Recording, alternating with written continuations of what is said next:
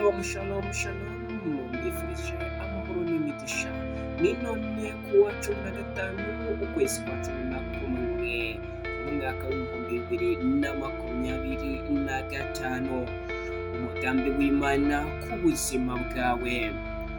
Muri Yesaya igice cya 41 umurongo wa 10 haratubwira ngo ntutinye kuko ndi kumwe nawe, ntukihebe kuko ndi Imana yawe, nzajya nkukomeza, ni koko nzagutabara kandi nzajya nkuramiriza ukuboko kw'iburyo ariko gukiranuka kwanjye.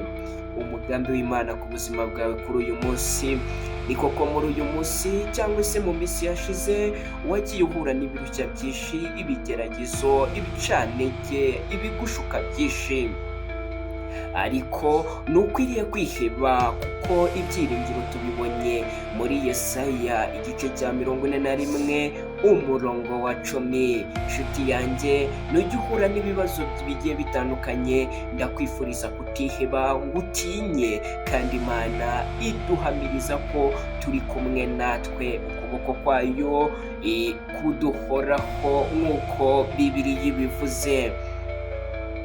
Umugambi w'Imana ku buzima bwawe kuri uyu munsi wa 7 w'isabato, Imana igufashe, ikurinde gutinya, kandi iri kumwe natwe kandi izahorana natwe.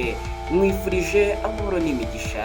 Njye yari Desire niyo mugabo, Imana iguha umugisha.